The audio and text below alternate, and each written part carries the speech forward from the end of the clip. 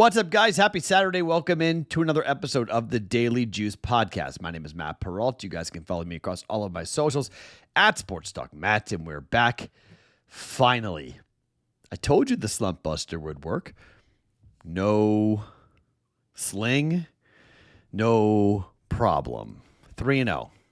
Washington and Rutgers got there at the end. Big interception. Tigers and the Mariners. My God.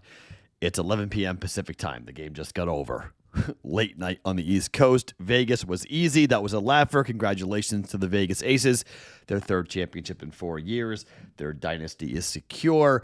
3-0, up 3 units on the day. And that puts us into a position where if we have a good Saturday and a good Sunday, we can have a winning week, even with us losing on Monday, Tuesday, Wednesday, and Thursday. Go up 3 units. We're still down, but we have a shot here if we have a good Saturday and a good Sunday that we can wind up being up for the week. So I got 5 bets for us today. I like the card today. I like the card tomorrow. Sometimes that gets me into trouble, but I do like the cards today in both college and in the NFL for tomorrow. A reminder that our Discord channel chat happens at 11 a.m. Eastern time on our Discord channel, 8 a.m. Pacific, bettingpros.com/chat. Come on over. I break down most every game. We let you guys talk. You jump on. You give me picks, plays, and thoughts on the card that you are betting for tomorrow, for today on a Saturday. So looking forward to seeing all you guys coming in at 11 a.m. Eastern time, 8 a.m. Pacific time for our weekly college football chat for week 7 of college football. This podcast is being brought to you by our friends at Hard Rock Bet. Now, this is all about pageantry and tradition and fight songs to get you fired up for college football. This is your jam. Get in on the action today. Sign up with Hard Rock Bet today. Place your first $5 bet, and if it wins, you'll score $150 in bonus bets on top of your winnings. Don't sit on the sidelines. We're in mid-season, but these college Saturdays will be gone before you know it. Plus, today at Hard Rock Bet, you can get a college football parlay boost for the games. Boost your same-game parlay or your SGP Max, so your bet pays extra. New promos every day at Hard Rock Bet, including profit boosts for Sunday's games and Monday night. So if you're listening to this later on, just open up the app and check out what you've got any day of the week. Download the Hard Rock Bet app and make your first deposit today. Payable in bonus bets, not a cash offer, offered by the Seminole Tribe of Florida in Florida, offered by Seminole Hard Rock Digital, LLC, in all other states. Must be 21 plus and physically present in Arizona, Colorado, Florida, Illinois, Indiana, New Jersey, Ohio, Tennessee, or Virginia to play. Terms and conditions apply. Concerned about gambling in Florida? Call 1-888-ADMIT-IT. In Indiana, and if you or someone you know has a gambling problem and wants help, call 1-800-9-WITH-IT. Gambling problem? Call 1-800-GAMBLER. In Arizona, Colorado, Illinois, New Jersey, Ohio, Tennessee, and in Virginia. Okay, let's talk the games today. Now, Red River. Let's start with Oklahoma and Texas. Is John Mateer playing? I actually don't really care. Here's why. The defense for Oklahoma. This is why I'm going to take Oklahoma to win this game. I don't believe in the offense. I don't believe in Arch Manning. I don't believe in Sarkisian.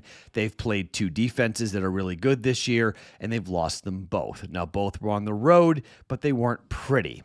Texas against Ohio State couldn't really do anything in that football game, and Texas has had a really hard time moving the ball against good quality defenses. Oklahoma has beaten Michigan at home, and John Mateer is arguably the best player in college football, and even if he does play 17 days after having surgery on his broken thumb, it would be a marvel. It would be incredible, but the backup kid's not that bad, and this is all about the defense. I don't mind the under, 44.5. I don't mind betting the under on this game either because I don't think Texas is going to score, and I think if you're a Longhorn fan, I think you're somewhat disappointed on what you were told about Arch Manning, about how good of a quarterback he is.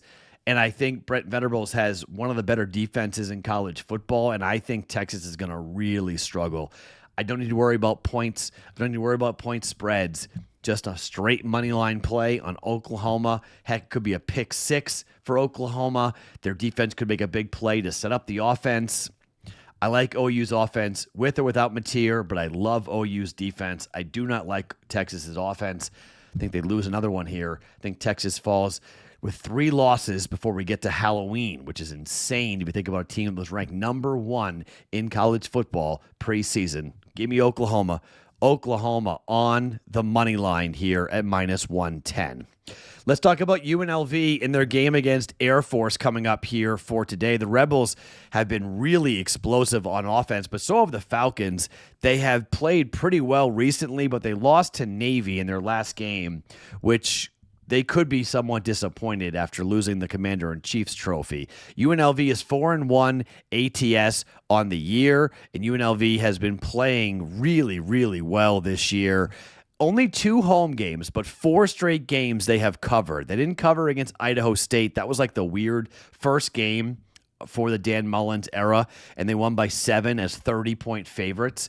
But then after that, Sam Houston, they won by 17, covered. They beat UCLA as dogs at home, but everybody was beating UCLA back then. Miami of Ohio, they were 1-point favorites on the road. They won by 3. And last time out against Wyoming, laying 4.5, they won by 14. That was the real eye-opener here. You have 4 straight losses for Air Force.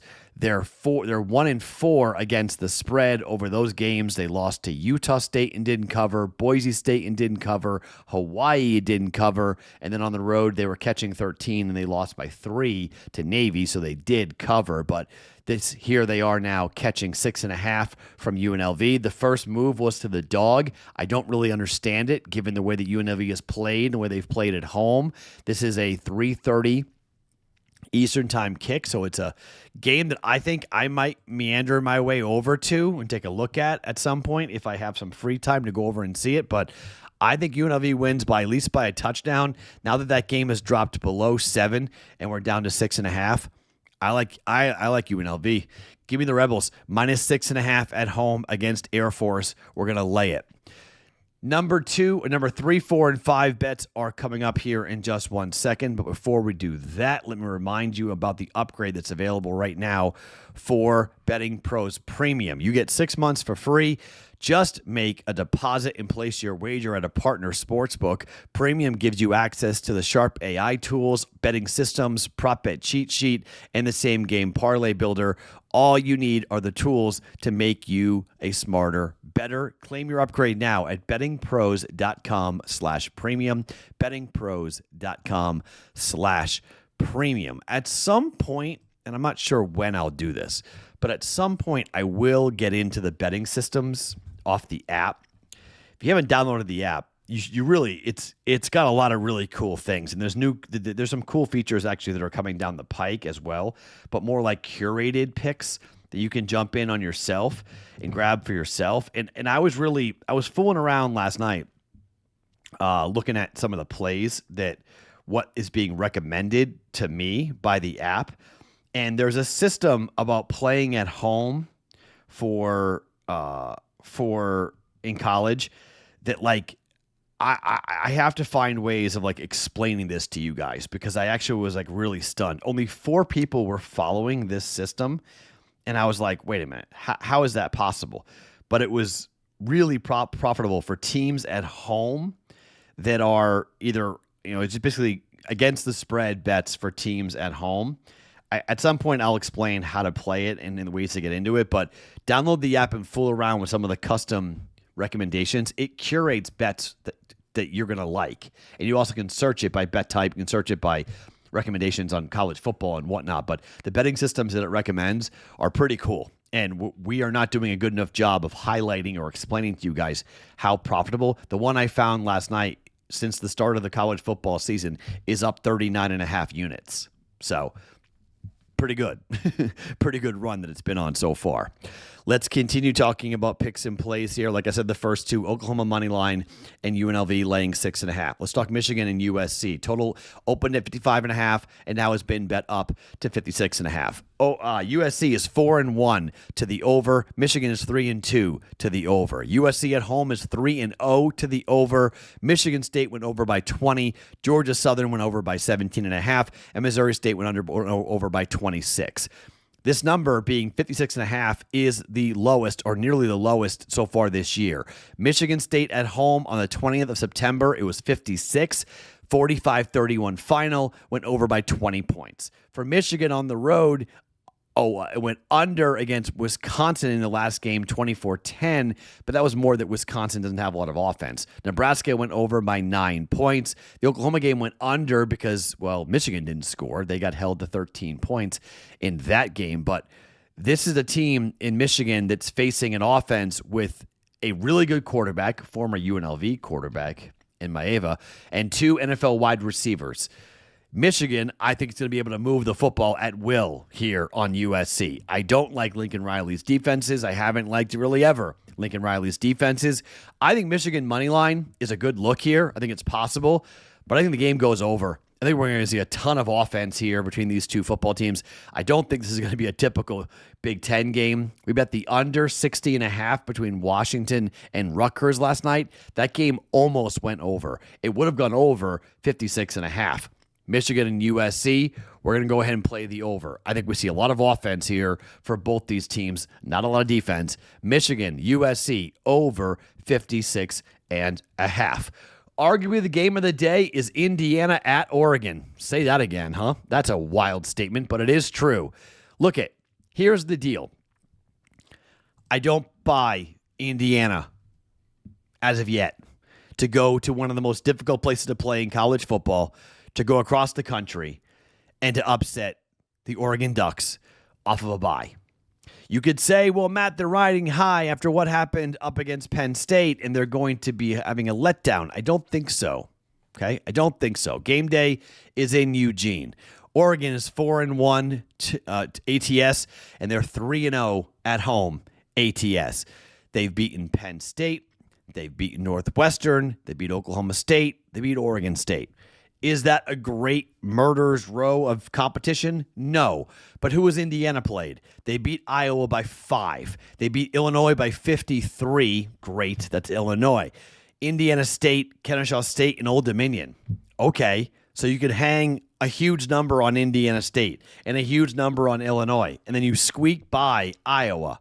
Well, guess what? Oregon's way better than Iowa in all facets. Back-to-back road games, although there was a bye week in between for Indiana.